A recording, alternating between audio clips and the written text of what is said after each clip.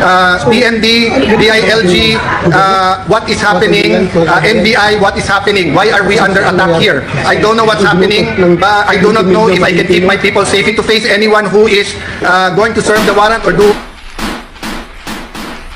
this. So please help us. Please let us know what is happening here. I will repeat po, kinonfirm ng ating Sergeant at Arms na nagkaputukan na po.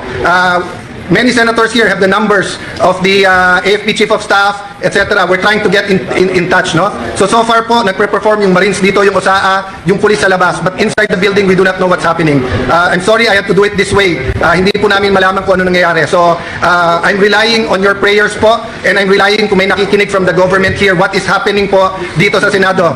We have received the article of impeachment po.